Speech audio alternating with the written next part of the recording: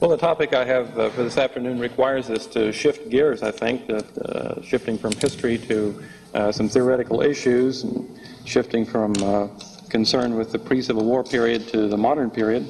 The issue of the cost of the gold standard has been an issue that's interested me for some time, and I think maybe because the understanding of this issue on the part of the layperson. Yeah, I was going to say. Thank you. I'm a little taller than Murray. The understanding of this issue on the part of the layperson tends to be about the same as the understanding on the part of professional economists. So it just seemed to me, and we may want to be optimistic and think that somehow the layperson has raised himself to the level of understanding of the professional economist, whatever that might be. But I'm afraid that it tends to go in the other direction here. The economist's viewpoint doesn't seem to be much better than the man in the street's viewpoint on this particular issue, the cost of the gold standard. Costs generally are simply perceived as being high, prohibitively high, and this is one reason, a primary reason, in some people's judgment for rejecting the gold standard. Although the paper itself is on the cost of a gold standard, the reader would be disappointed if he were to thumb through the paper looking for all sorts of cost accounting or lists of costs, charts or tables or something of this sort, figures that we could all add up and find out what, after all, the costs really are. Rather, the focus on cost in my paper has simply allowed me to grapple with the basic issues of the gold standard in what I think to be a fairly helpful and illuminating way. I might mention that the thing that sort of piqued my interest in the gold standard and the cost issue in particular in recent times is that I attended another conference on monetary stability earlier this year and heard Alan Meltzer mention that the cost of the gold standard amounted to about 16% of the economy's real growth in a given year. And from his own paper and from his comments, it was not at all clear where this number came from, how it was derived. And so I thought it might be interesting to look into that, more about that later on in my talk this afternoon. I think first what we need to do is get some preliminaries out of the way and make it clear about what sort of a gold standard that we're talking about when we talk about the cost of the gold standard. I really only insist on two particular characteristics that the gold standard have to make my discussion relevant. One would be that gold really is money in some meaningful sense. This allows us to make the distinction between what Milton Friedman has called a real gold standard, where gold serves as money, and what he calls a pseudo-gold standard, which really is better described as a price support program for the gold industry. I might mention here that Friedman in the Chicago School, even though Friedman himself made this distinction very clear, it seemed to me in modern debate to always assume that the gold standard being advocated is simply a price-fixing scheme for gold. And I think that any intelligent debate requires that this misunderstanding be cleared up before discussing further issues. The second criteria that the gold standard has to meet to make my comments relevant is that the gold standard has to be a decentralized system. In other words, the gold has to be provided privately. It's not managed by a central bank or the Treasury or any other central agency of the government. So it's truly a free market gold system in which gold does serve as money. Well, we might spend a minute or two simply considering how such a system would work. It really is fairly simple. It only requires that we understand some basic microeconomic principles. But in the event that there's an increase in the demand for money, demand for gold, for whatever reason, that sets into motion market processes that will respond to that change in demand. In other words, there will be downward pressure on prices in general.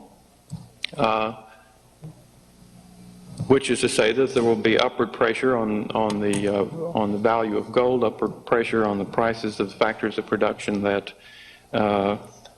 produce gold. Resources will be allocated in part away from the production of goods and services and into the production of gold, which by hypothesis is in greater demand. And the provision of more gold will relieve the downward pressure on price to some extent. And to some extent, prices will actually fall to accommodate the adjustment in the increase in the demand for gold. Now, when I began reading into the literature to try to figure out just what is wrong with this system in the eyes of the orthodox economists, the Keynesians, let's say, and the monetarists, I realized I had a problem that I had not been aware of before, and that is that the two groups had different views on the amount of resources allocated to gold. The Keynesians, in fact, and here I'm using Keynes himself, the general theory is the authority on what Keynes had to say and not his interpreters. The Keynesians didn't like gold because it didn't use enough resources, okay? And they reasoned something as follows, that when there's downward pressure on price, they assume prices didn't adjust at all, and that all adjustments had to be made in terms of quantities, that labor and capital had to be shifted out of the production of goods and services and into the production of gold.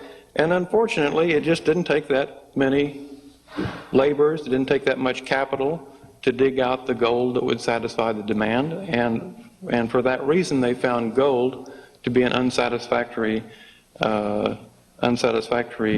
monetary commodity. And so that I'm not accused of misinterpreting Keynes, I would like to read one statement from the general theory, and he says that it is interesting to notice that the characteristic which has been traditionally supposed to render gold especially suitable for use as a standard of value, namely its inelasticity of supply, turns out to be precisely the characteristic which is at bottom of the trouble. In other words, he wanted to see a commodity whose supply would be much more elastic, so that much more labor and much more resources could be used in mining the monetary commodity. And I can't resist also giving you the flavor of Keynes in this particular passage so that you can see what sort of a vision he really had of the monetary mechanism. Again, I'm reading from the general theory. And Keynes says, unemployment develops, that is to say, because people want the moon. Men cannot be employed when the object of their desire, that is money, cannot be is something which cannot be produced, and the demand for which cannot readily be choked off. Keynes goes on to say there is no remedy but to persuade the public that green cheese is practically the same thing, and to have a green cheese factory, i.e. a central bank, under public control. Okay, so this was the Keynesian solution to the problem, and as he saw the problem, gold production didn't use enough resources. The monetarist view turns out to be just the opposite, that the monetarists tend to take any resources that the gold industry uses at all as being too many resources. The monetarists would like to see either an immediate and painless adjustment of price to accommodate any increase in demand, or alternatively, they would like to see some fiat standard in which money could be costlessly produced to meet whatever demand there is in such a way that no resources whatever would have to be devoted to the production of gold. Now, the Austrian economists, the Misesians, Hayekians, would be ill-advised, I think, to try to argue, either on Keynesian grounds or on monetarist grounds, that the amount of gold actually being mined, or that the amount of resources being committed to that purpose are just enough but not too much, okay? Because whatever the quantity is that's being allocated to gold mining is going to be too many resources in the view of the monetarists, and not enough resources in the view of the Keynesians. And some politicians, it seems, tend not to hesitate to use both of those arguments at the same time. Now, let me move on to actual estimates that are made about the resource costs of gold, and this will allow us to see the significance of Alan Meltzer's 16% figure. It turns out that Meltzer was quoting an article by Friedman written back in the early 50s. He didn't indicate to us how Friedman made his calculations, but he simply updated Friedman's calculations in terms of the current ratio of income to money. So I went back and looked at the Friedman estimate, and what I discovered was that Friedman simply assumed that the way to estimate the cost of the gold standard is to assume that whatever demand for money there is will be fully met by the production of gold, that it will never be met by declining prices of goods and services. In other words, he simply assumed that whatever the real rate of growth is in the economy, it would have to be matched by an equal rate of the production of monetary gold. Then he observed that the total quantity of gold in the economy is about half of the total GNP, which means that if the gross national product were to increase at a rate of, say, 3%, then money supply would have to increase at that same rate.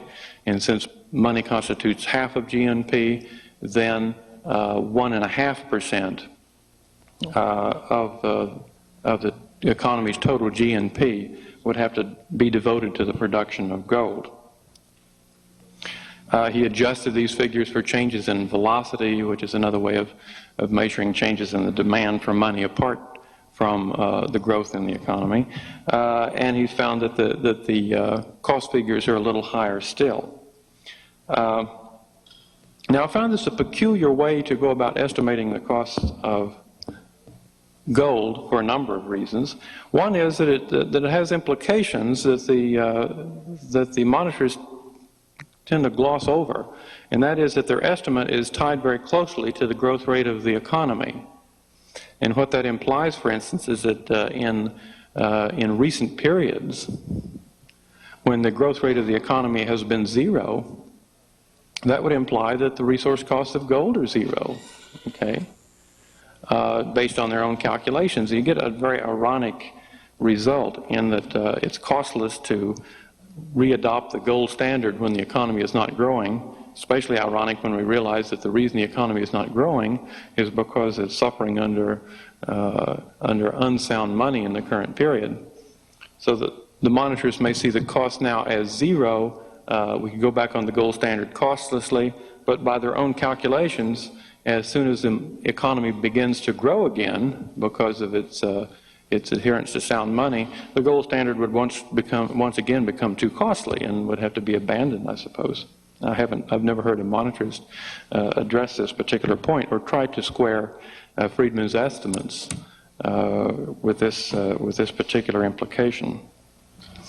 Now, we can get some insights into these estimates if we see what this implies about the supply of gold. To assume that enough gold gets mined to keep the price level constant is to assume that the supply curve of gold, or the supply of gold, is perfectly elastic. Okay? And yet the older economists always claim that one of the primary benefits of gold is its inelasticity, that it's a scarce commodity, that not much of it is yielded each year, and that its scarcity is what made it a particularly suitable commodity. But these estimates assume that the elasticity is infinite, that it's a perfectly elastic in supply. Okay, so really, what the monetarist has estimated is not the resource costs of gold, but the resource costs of adopting a perfectly elastic commodity as a monetary standard. I suppose the only, or one of the few actual standards proposed of that sort is the one by C.O. Hardy a number of decades ago, where he proposed that the common brick be used as a monetary standard. And he saw this in very Keynesian terms. In other words, if workers, I think he discovered that something like 96% of all the counties in the United States had clay that was suitable for producing bricks. Okay, so this would be a good solution for the economy's ills. If workers became unemployed, well, they could simply go home and begin making money in their backyards. And once they molded the bricks and spent that would stimulate the economy, and they'd get their jobs back. Okay, so this is the kind of standard that seems to be estimated by Friedman and again by Meltzer earlier this year. Now, I think there's something even more fundamental that underlies this willingness to base their estimates on a perfectly elastic supply of money. And that is that they take the ultimate goal, or the policy objective of the monetary authority, to be the objective of maintaining a stable price level. All right? And I think it's worth our while to consider this issue for a few minutes and to see what the history of this is. Why is it that the constant price level is seen as the appropriate target? Who simply assumed that was the objective. Cassell said it seems to be the simplest assumption to make. Pagou was sure that if the government pursued policies that would maintain stable prices, monetary factors would not interfere with the workings of the market. American economists tend to adopt this same assumption. Clark Warburton is one I cite, and Milton Friedman followed suit, adopting the same assumption, admitting very, very clearly that it was simply an assumption. It was an assumption, Friedman said, made for the sake of convenience. And I would think that this would be disquieting for the opponents of gold to realize that the estimates of resource costs that they use to argue against the gold standard are based on an assumption that was made simply for convenience. Friedman does, in one of his classic articles, The Optimum Quantity of Money, decide to question this assumption and see if it's not possible to theoretically derive an optimum change in the price level. And he manages to employ the calculus of marginalism to equate marginal costs to marginal benefits and solve for the rate of decline of the money supply. He came up with some conclusions that indicated that people would be better off if the price level were actually falling. Okay, and he reasoned that people's real cash balances would be higher under a falling price level, and yet no other real factors, in his calculations at least, were assumed to change. Therefore, he concluded that the optimum price deflation was something like 4 or 5%. Turns out he failed even to convince himself of this argument. He ends the article with what he called a final schizophrenic note, in which he sort of teetered between recommending falling prices and recommending constant prices. And since that article, which appeared I think in 1969, the economic profession has pretty much gone back to its old assumption of constant prices. Now, I think here we can put the monetarists, the Keynesians, and the Austrians in perspective that's helpful. The Keynesians judge monetary policy on the basis of its ability to create full employment. Stable money means money that will create full employment. Okay? For the monetarist, stable money means money that will give rise to constant prices. All right? And for the Austrians, of course, stable money just means money that's chosen by the market participants themselves and not a money that's foisted on them by some central monetary manager. Now, in putting it in perspective this way, I wouldn't want to suggest that full employment is per se undesirable. It's certainly not. Or that constant prices per se are undesirable. It's certainly not. But they're not appropriate policies for government. In fact, what we discover in the case of both the Keynesians and the monetarists, is that when the government aims at full employment, it tends to generate a lot of unemployment, and when it aims, at least in its rhetoric, at stable prices, it tends to generate a lot of price instability. Certainly more unemployment, more instability of prices in comparison with the performance that we would get under a gold standard.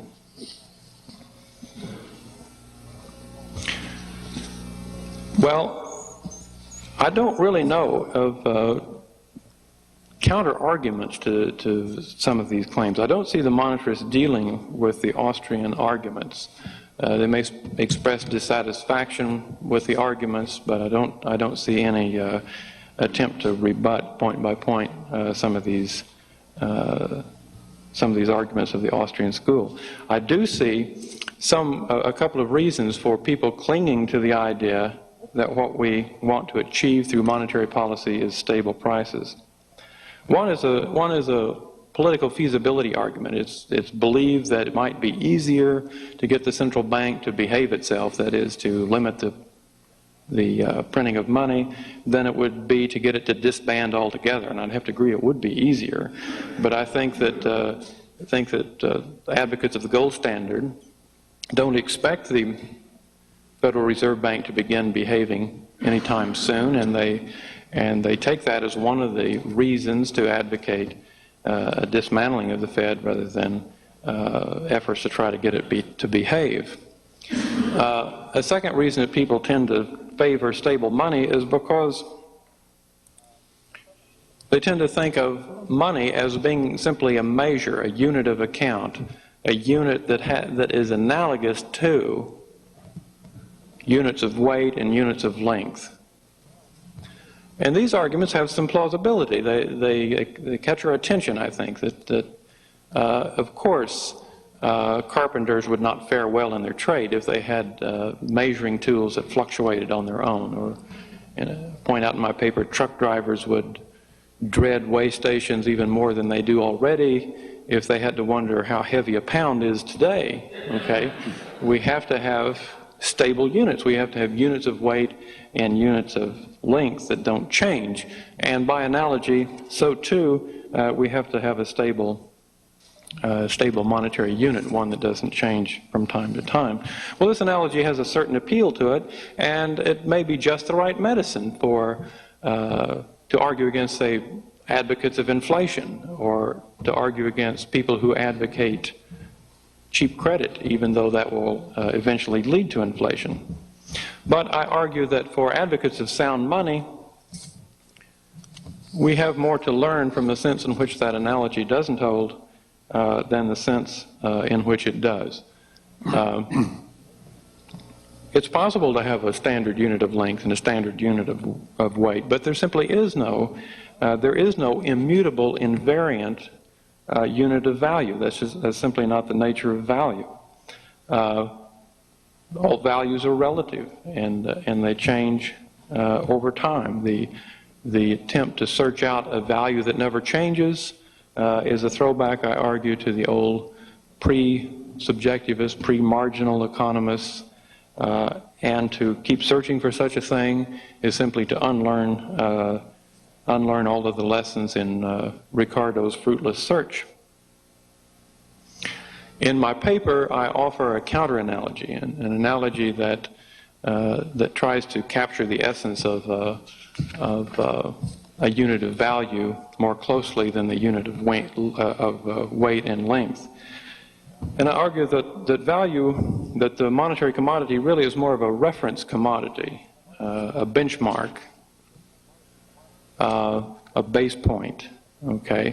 And if it has a physical analog, it would be something like an immutable reference point in the cosmos, let's say, a point that is forever fixed with respect to all the heavenly bodies. And we can imagine people submitting proposals on how to calculate where this reference point is. It may be indexation schemes to take into account the relative location of all of the heavenly bodies at any given point in time.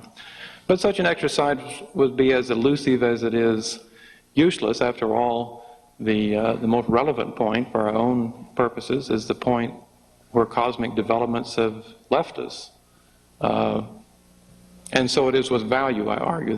The most relevant value for purposes of measuring value is the monetary commodity that economic developments have given us. And if economic developments have gravitated towards a gold standard, and gold is taken as the benchmark, the reference value, then that's the one that becomes relevant, whether or not it falls or rises in comparison with some calculated index or some price level conceived by somebody.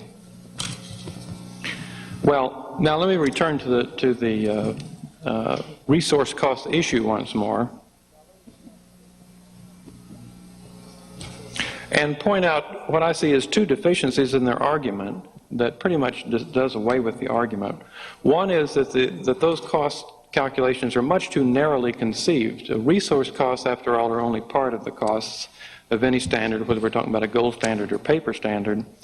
And if we limit our comparisons to resource costs, we're really not comparing the relevant costs. This is particularly true in the case of comparing institutions, alternative institutional arrangements.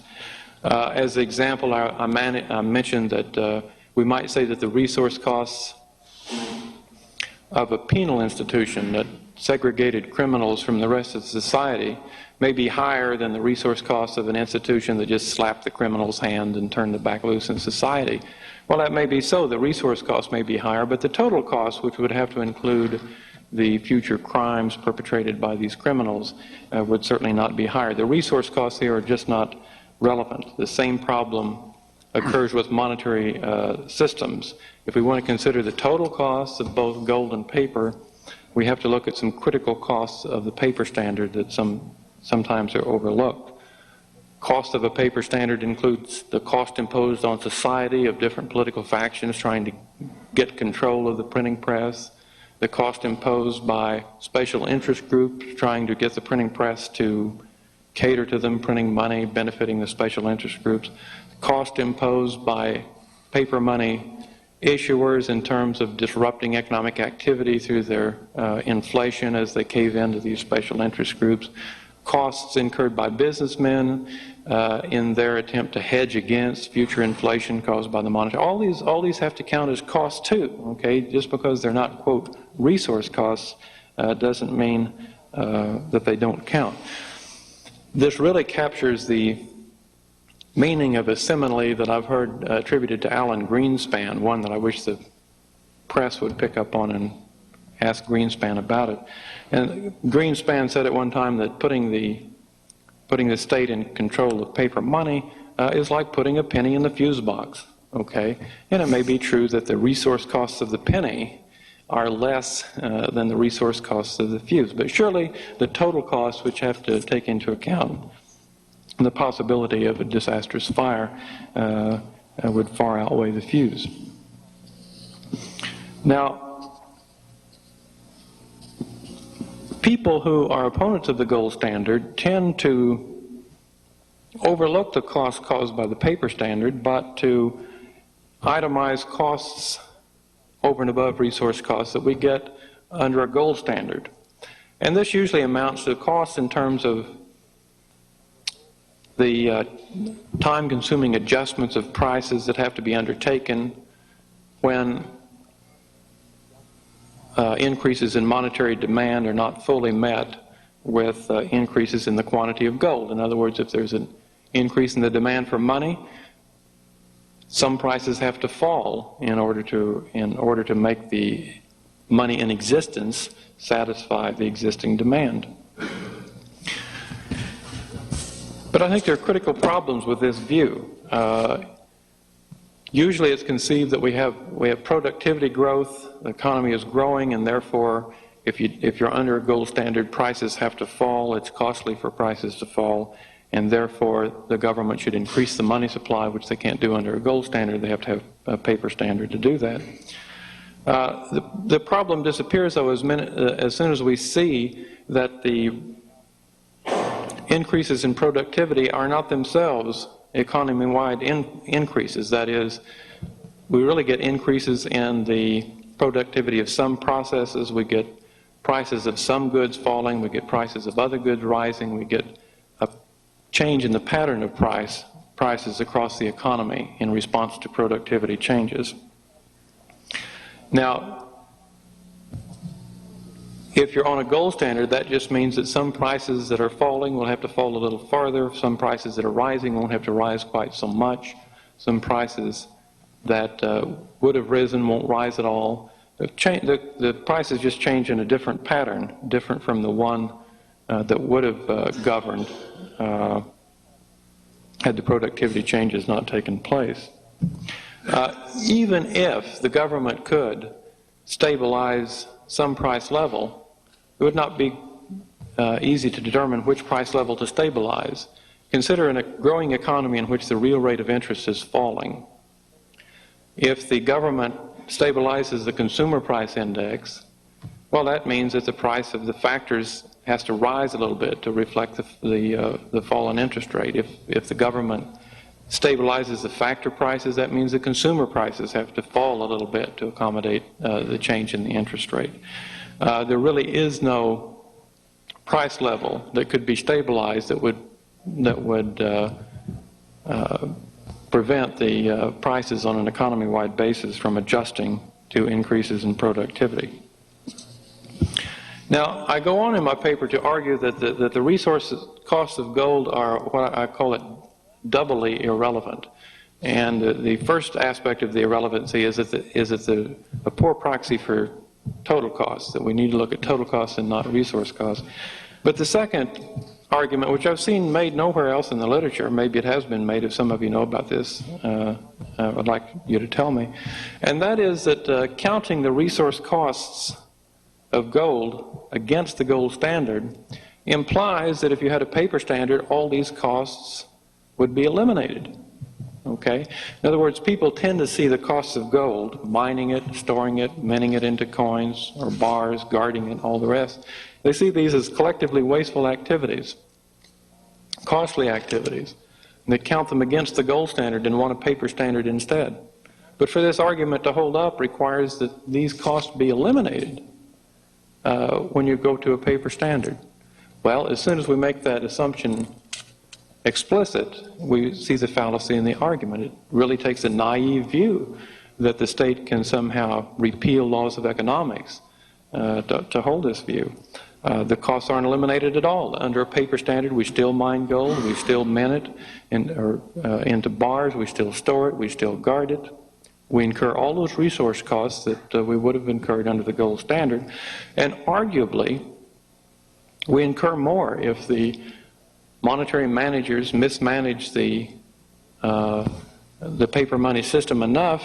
We will actually drive up the price of gold and allocate more resources to gold mining than we would have under a gold standard. So even however high the costs of gold are in dollar terms, they're not costs that are relevant in the decision of whether to adopt a gold standard or a paper standard. Well, let me just turn in the minute or so I have remaining to talk about the benefit side of the lecture. Can't talk about costs the whole time without at least mentioning benefits. I think one of the reasons that the costs seem high to